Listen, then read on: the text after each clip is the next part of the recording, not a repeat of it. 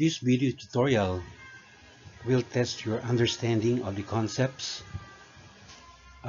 temperature, heat, internal energy, and heat conduction.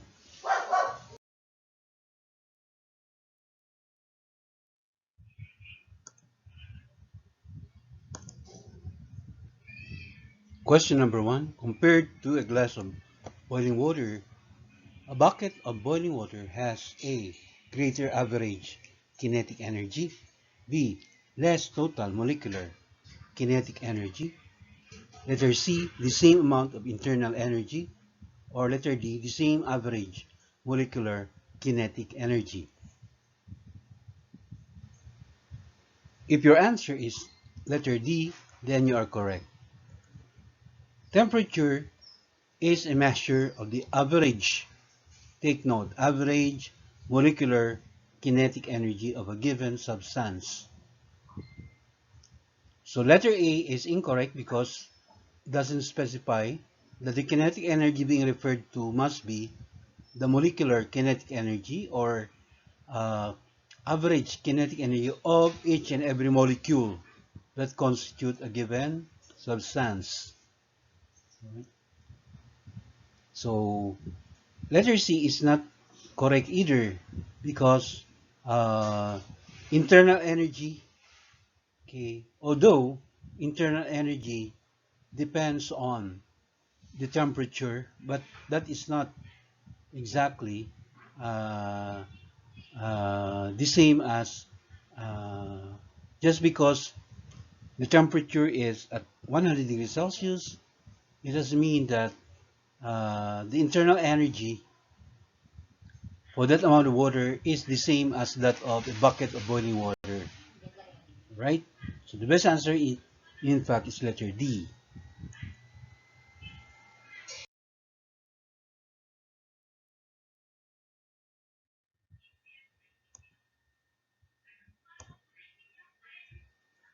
Question number 2. Which of the following best defines internal energy? A. Total amount of energy contained in an object. B. Average amount of energy per molecule contained in an object. Letter C. Energy transferred between objects of different temperatures. And letter D. Amount of kinetic energy all the molecules have. So, what do you think is the best answer? Alright, the best answer is letter A. Why is this so? By definition, internal energy, okay, just as the word internal suggests, it is the total amount of energy that is contained in an object. It includes whatever types of energy as long as it is contained, okay, within that particular body or system. It may be chemical energy, electric potential energy, all right? All the forms of energy that you can think of and that is contained, okay, in an object is considered as part of the internal energy of that particular object or substance.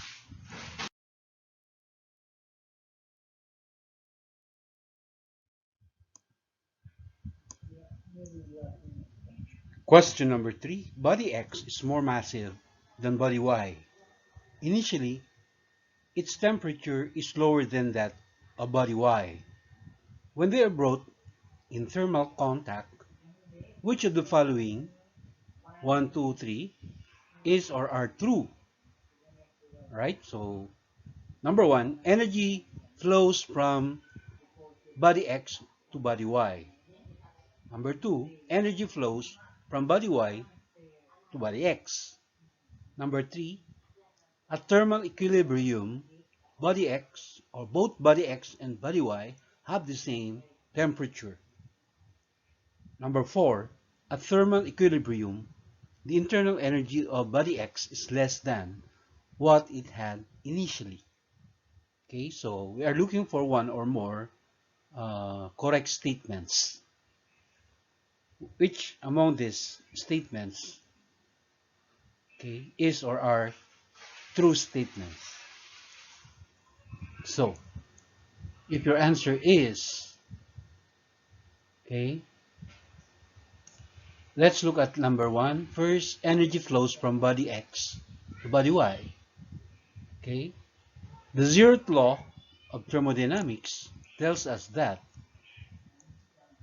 the direction of energy transfer or the direction of the energy flow is always from hot to cold.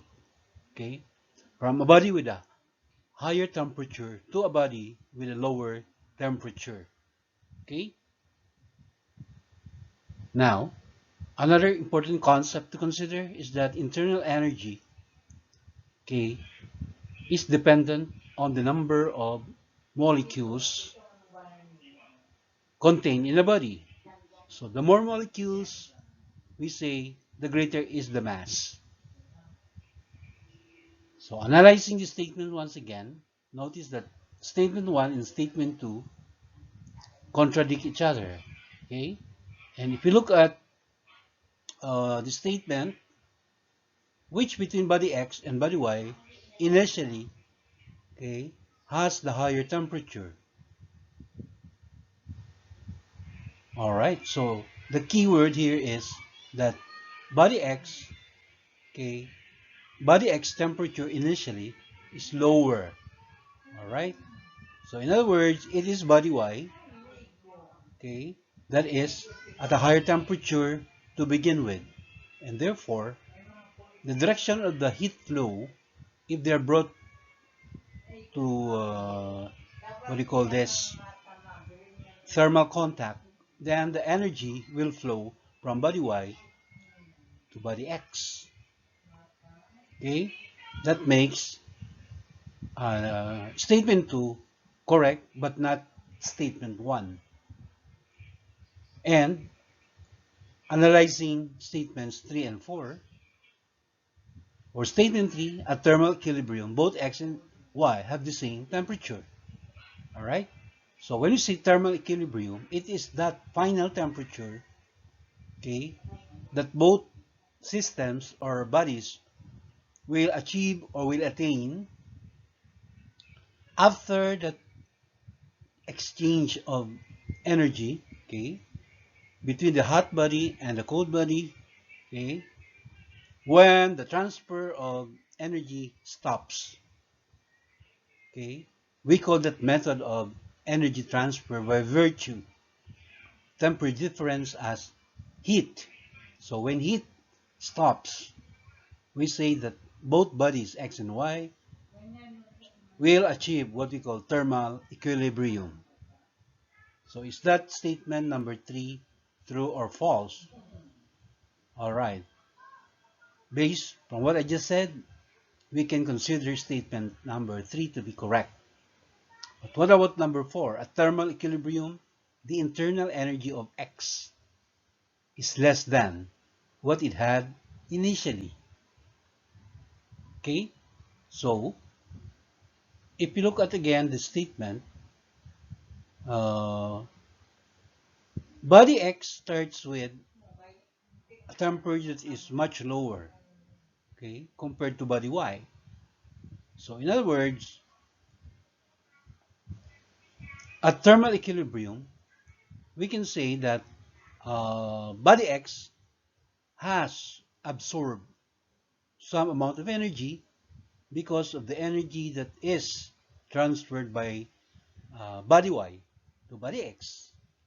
And so it follows that at that thermal equilibrium, the internal energy of body X is already greater than what it originally had, okay, as a result of an additional amount of energy coming from body Y. So that makes statement number 4 incorrect. In short, okay, our best answer from among the choices A, B, C, and D are just statements 2 and 3. Therefore, letter A is our best answer.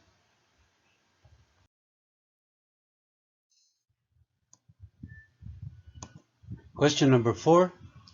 A pitcher contains 0.0 50 kilograms of liquid water and 0.50 kilograms of ice at 0 degrees Celsius. You let heat flow into the pitcher until there is 0.75 kilogram of liquid water and 0.25 kilogram of ice.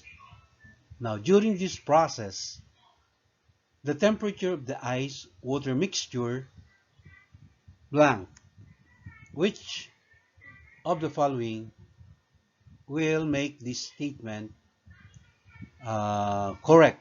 Okay. Letter A. During the process, the temperature of the ice-water mixture increases slightly. That's for letter A. Letter B. Remains the same. Letter C. Decreases slightly. Or is it letter D? Okay. It depends on the rate at which the heat flows. All right. What is the key concept that is being applied in this question? Okay. This involves what we call a phase change. Okay. A phase change which describes how a liquid can be changed into a solid. All right. So, in the case of water, okay, changing liquid water to solid water, we call it freezing. And the opposite, of course, is melting. All right. So, during this process, okay, the truth is there is no change in the temperature, the system. Okay. The freezing point or the melting point of water is in fact equal to 0 degrees Celsius. So during the process, such temperature will not change as long as there is still a phase change going on. Okay? The amount of heat that is being absorbed, okay, or released seems to be hidden. Okay? Hidden. That's why that amount of heat that is required to completely melt, for example, a given mass such as 1 gram of ice, okay, the amount of heat needed, okay, to completely melt it, they sometimes call it the latent heat of fusion. Latent meaning something that cannot be seen or something that is hidden. The fact is, such energy, okay, is not being used to alter the temperature. So, temperature neither decreases nor increases. But in fact, such energy is used, okay, to break the intermolecular bonds, all right, among the molecules. Until such time when the bonds are completely broken, okay, for example, when all the bands of the ice, meaning of the molecules, shall have been broken, then that is the time when the temperature can already change. Right? So the best answer therefore is letter B. So it also applies to the case of, for example, when water is being boiled. All right? There is no immediate rise in the temperature, okay, of water which is at 100 degrees Celsius, as long as there is still an amount of liquid water that has not been vaporized, okay, that temperature will stay at 100 degrees Celsius. Now, the moment all the liquid water has vaporized, then that is the time when the temperature starts to increase beyond 100 degrees Celsius, assuming that there is still continuous supply of energy to the system.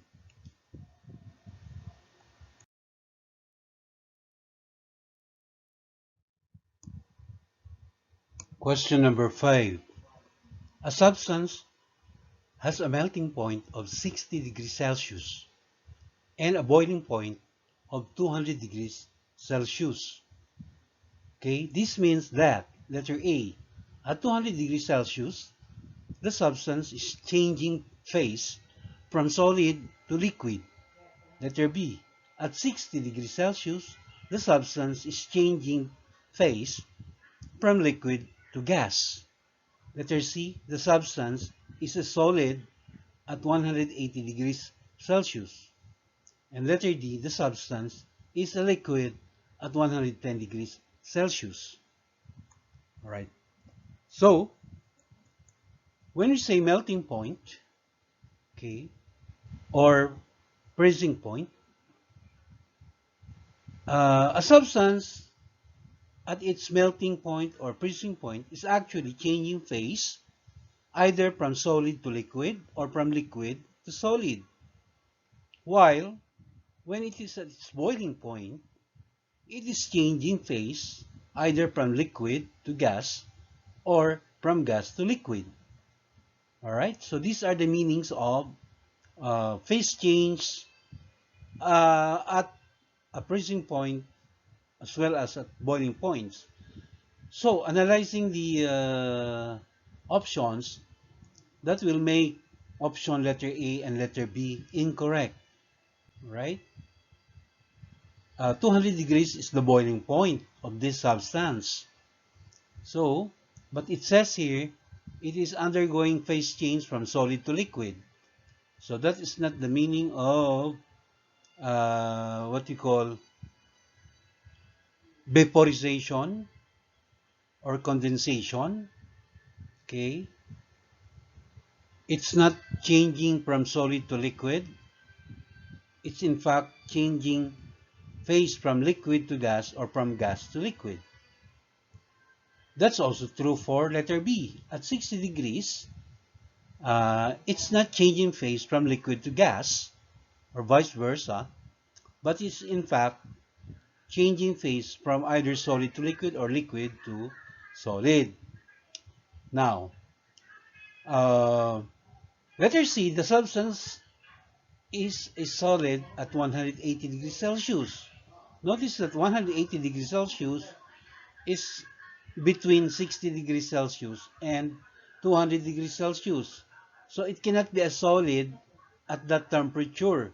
In fact, it must be a liquid at 110 degrees Celsius. Therefore, the best answer is letter D.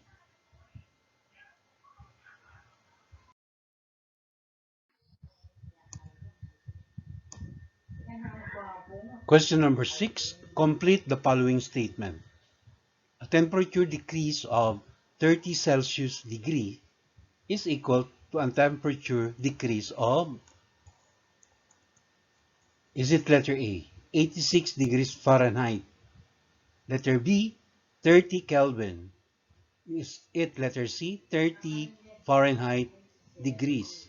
Or is it letter D, 303 Kelvin? Alright, so when we say 30 Celsius degree, it's actually a measure of the temperature range or interval between two readings in the Celsius scale. For example, it can be between 100 degrees Celsius and 70 degrees Celsius, all right?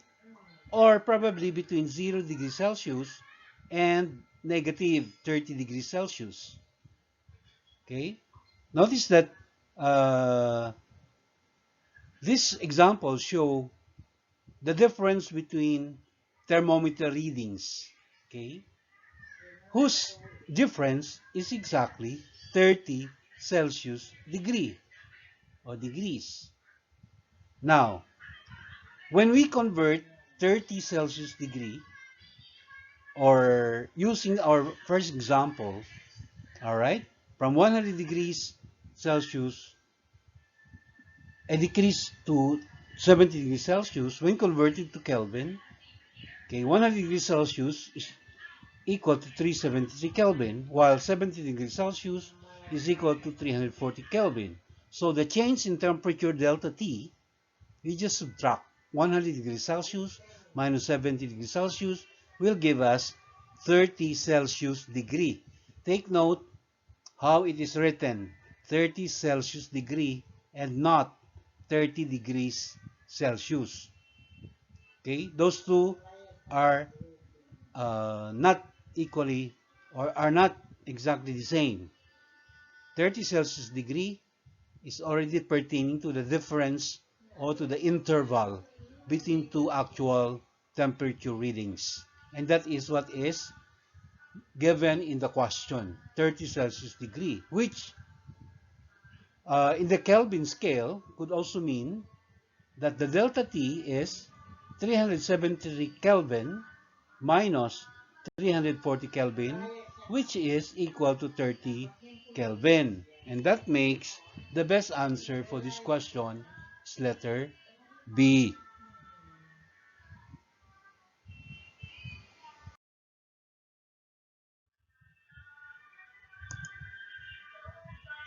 Question number 7. The specific heat of iron is 0.11 calories per gram Celsius degree. This means that, letter A, 1 gram of iron will absorb 0.11 calories of energy in order to increase its temperature by 1 Celsius degrees.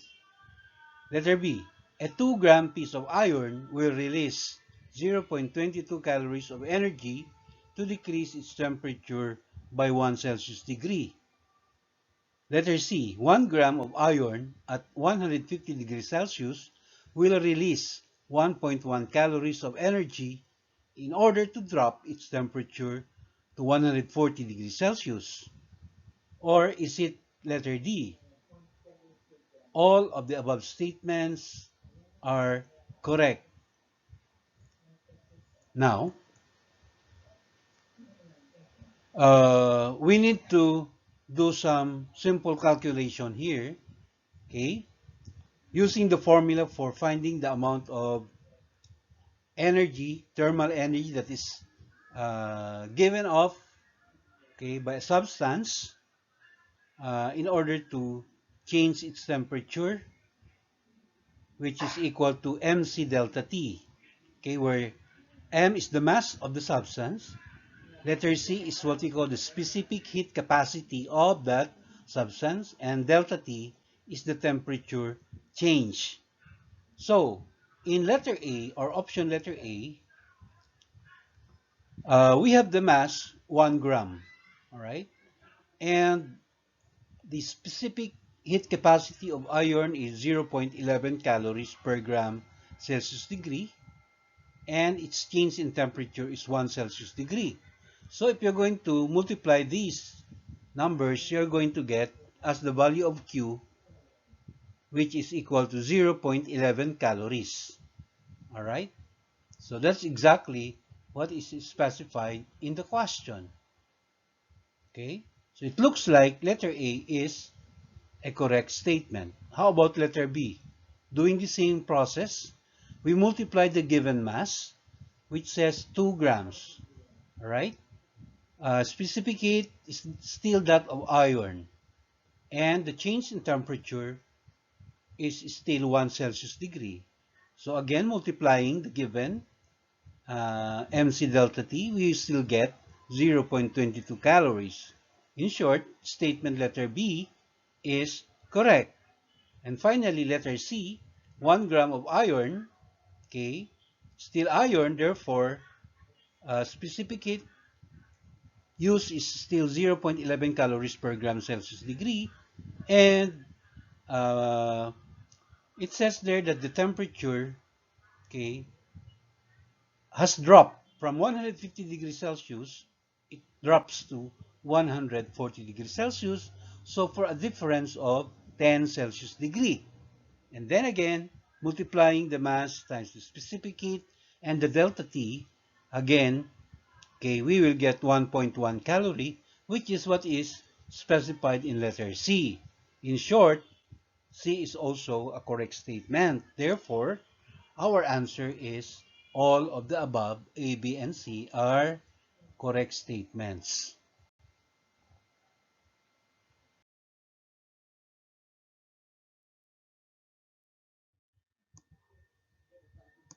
All right, so we are now in question number 8. A thermally isolated system is made up of a hot piece of aluminum and a cold piece of copper. The aluminum and the copper are in thermal contact. The specific heat capacity of aluminum is more than double that of copper. Question is, which object experiences the greater magnitude, meaning amount of heat that is gained or lost during the time when the system takes to reach the thermal equilibrium, and why? Okay, is it letter A, the aluminum because it has a higher initial temperature? Or is it letter B, copper, because its specific heat is less than that of aluminum? Or is it letter C, neither of them? Okay, neither the copper nor the aluminum because both experience the same amount of heat loss or heat gain? Or is it letter D, the given data, all right, are insufficient, so it is impossible to tell, okay, without knowing the masses of the substances described. So which among these four options is the best answer? If your answer is letter C, then you are actually correct. And the only explanation here is that during the transfer of energy, okay, between these two substances, the amount of energy that is lost, okay, uh, by the hot piece of aluminum will be exactly equal to the amount of energy that is absorbed, okay, by the colder piece of copper. In calorimetry, okay, we always use this concept that the heat loss, okay, by the hotter body is always equal to the heat gain by the cooler body. Okay, it is assumed that they have been brought to thermal contact, and there is already what we call thermal energy that is being transferred, okay, by virtue of what we call the zeroth law of thermodynamics, where energy is transferred from the hotter body to the cooler body. Okay, or simply, this is an application of the law of energy conservation. It is indicated that the system, meaning both aluminum and the copper, okay, are thermally isolated. Okay, isolated system, meaning we disregard, okay, whatever heat or energy that is given off or absorbed by the surrounding, okay, by the surrounding is considered zero or negligible. So that is this question is an application of the law of conservation of energy.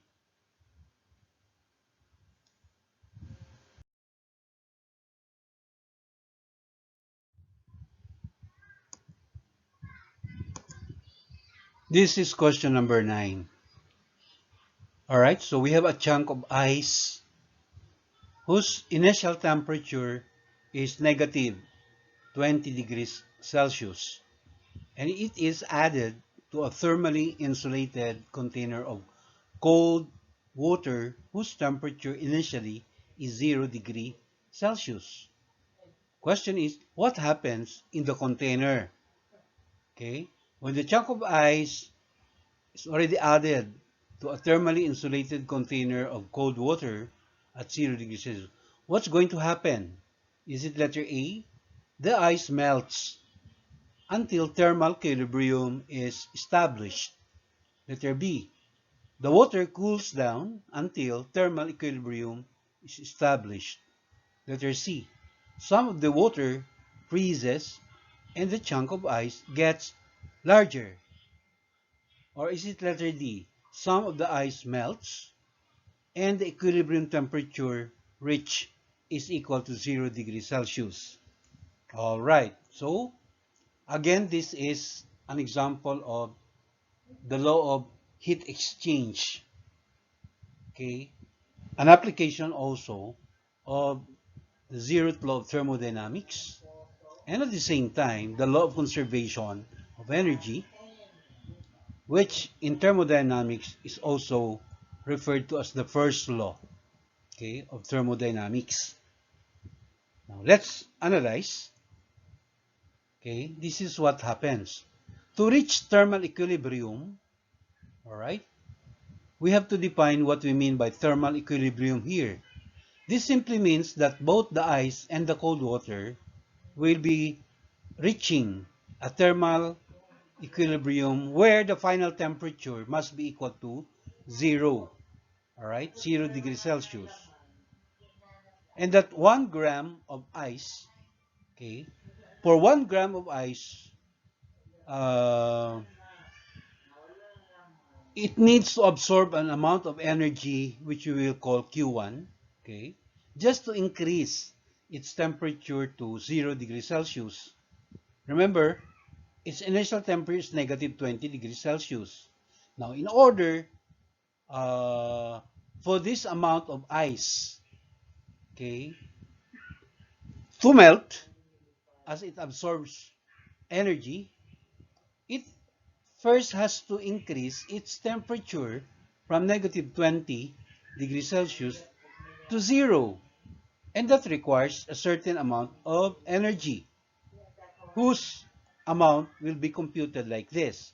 So 1 gram, we will assume that there's only 1 gram for simplicity, 1 gram of ice. And the specific heat of ice is known to be 0.5 calorie per gram Celsius degree. And that the temperature change is from negative 20 degrees Celsius to 0 degrees Celsius. So for a delta T of 20. So multiplying 1 times 0.5 times 20, that will give us only 10 calories. All right, 10 calories of heat is required by the ice, all right, to raise its temperature to 0.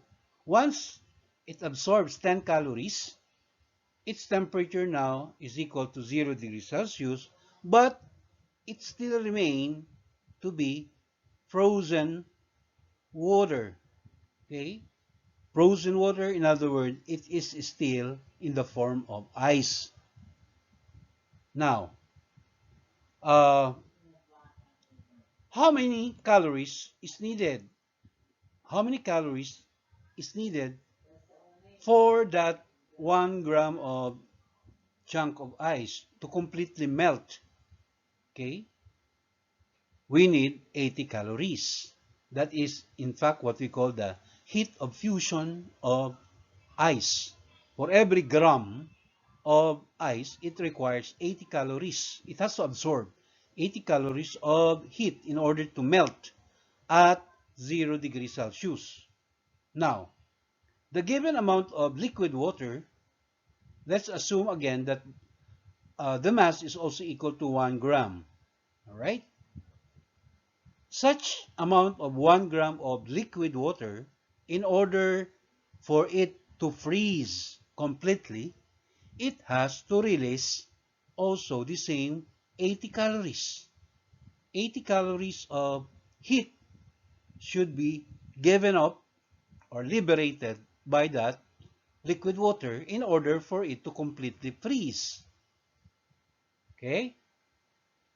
Now, if 10 calories is given to the ice, okay, but no ice melts once it absorbs 10 calories. No ice melts, okay, because the 10 calories it absorbs is used only to raise its temperature, remember, to 0 degrees Celsius. And in giving up 10 calories, all right, the liquid water will not also freeze because only 10 calories is taken or removed by the liquid water, it has to remove 80 calories.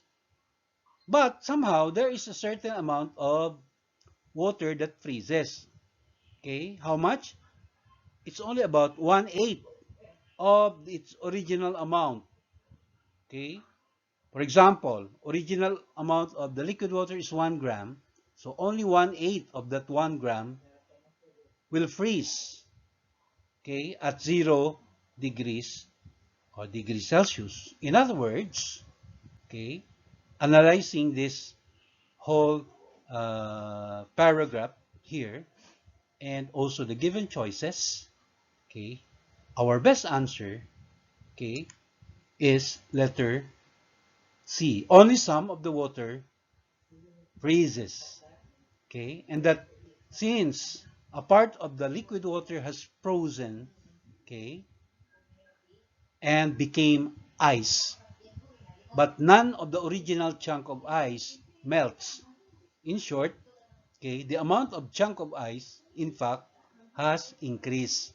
So, the chunk of ice gets larger, only a certain part of the original amount of water has frozen. Short, letter C, okay, is the best answer.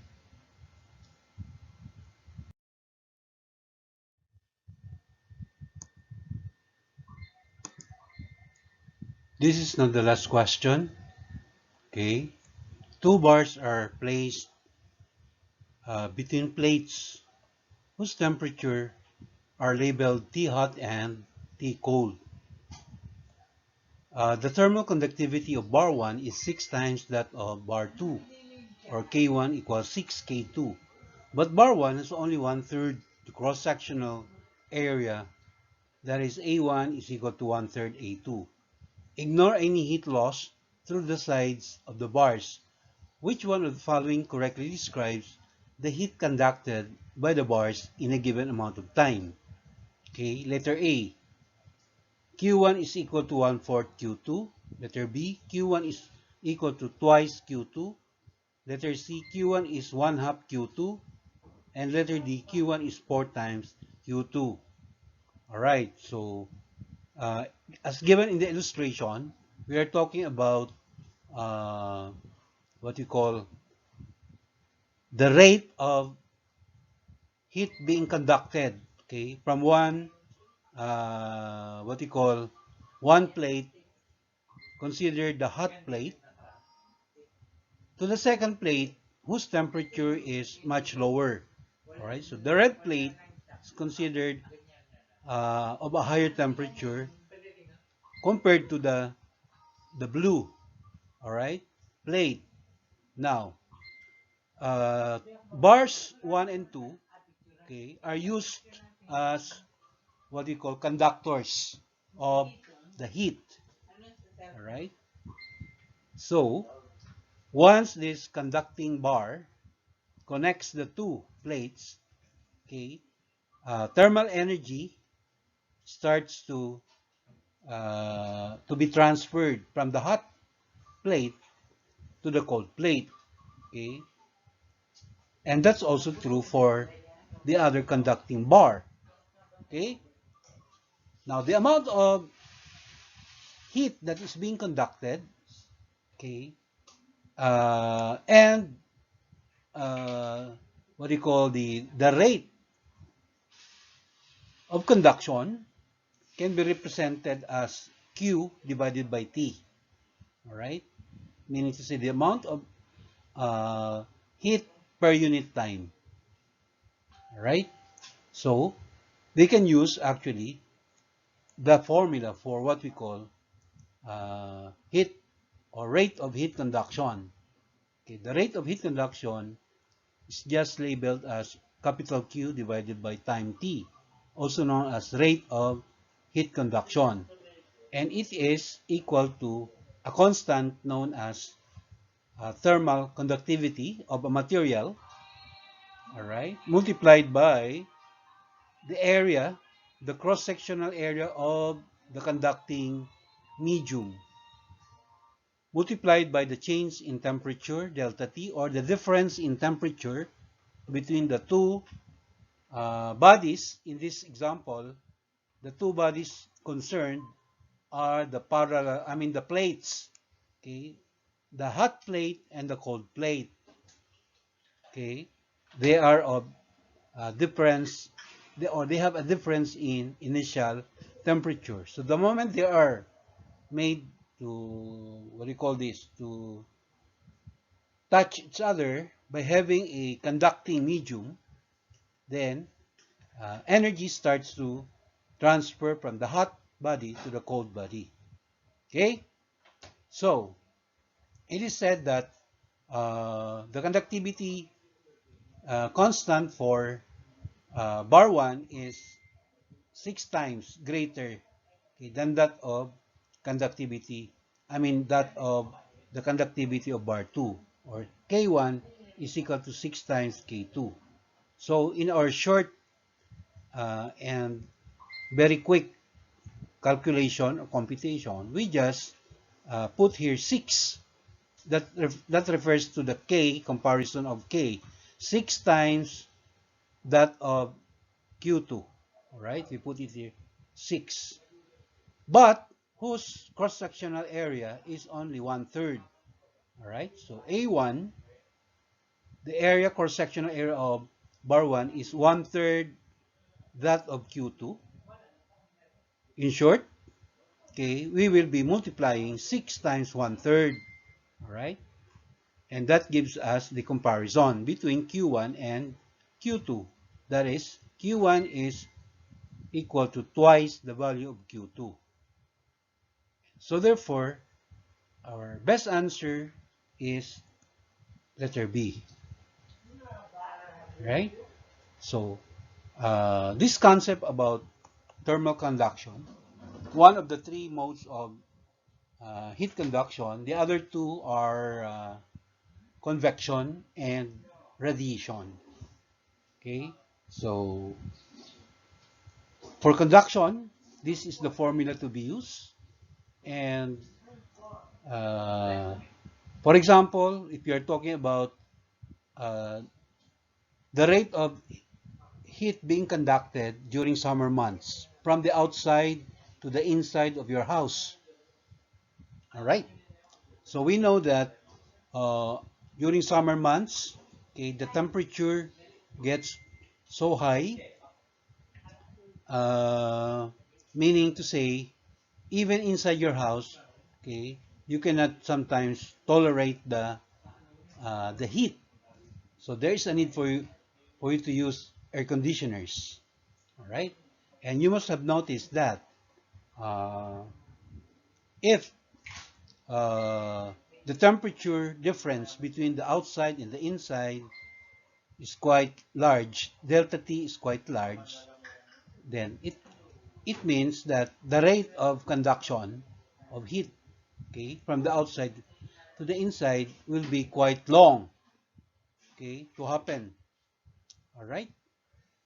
If you're using an aircon and you set your temperature inside the room to a quite relatively low temperature, but the temperature outside is much higher, all right? So it takes a while, okay, for the temperature, or for the two bodies, in other words, for the two regions, the outside and the inside of your house, to acquire the same temperature. We call that thermal equilibrium, okay? So for sure, for the whole night, you will not be able to become uncomfortable, because after all, uh, the temperature inside your house can be kept as as cold as you need it, okay, so that you will be able to sleep soundly the whole night. Right? But if you don't have an air conditioner such that the temperature inside your house is almost equal to the temperature outside, then you will as easily feel the warmth or the transfer of the heat from the outside to the inside of your house, okay, so quickly. All right, and that where the importance of having an air conditioner becomes so Uh, what I mean is the importance of air conditioners during summer months is so crucial. Okay. Also, the kind of material that your wall is made of. Okay. Okay. There are places that make use of wooden walls. Houses are made of wood, and one good reason for that is to keep their house, okay, inside the house as cool as possible, especially during the summer months. Okay, but if the material of your wall is something that easily conducts heat, like galvanized iron, for example, you can just imagine, no? The rate of conduction of heat from the outside to the inside of your house to be very, very fast, especially if you don't have an air conditioner. All right? And what else? The thickness of your wall will also determine. The thicker is the wall used, then the longer it takes. All right? Or yes, the thicker meaning the higher the value of L, which can also be considered as the thickness. All right. If the value of L is large, then we expect the value of Q over T to be small, right? But if the wall is relatively thin, then we expect the Q over T to be uh, what do you call this? Smaller value of L would mean a bigger value for Q over T, right? Meaning the faster is heat uh, to be conducted from the outside to the inside of your house if your wall is thin, or if, of course, uh, the area of your walls, okay, the area of your walls is large. Okay, the larger the area, okay, the bigger is the value for Q over T. All right, more heat will be conducted for a given amount of time. Okay, that's the meaning of this formula. So that ends our discussion for this video tutorial. Thank you very much for your indulgence.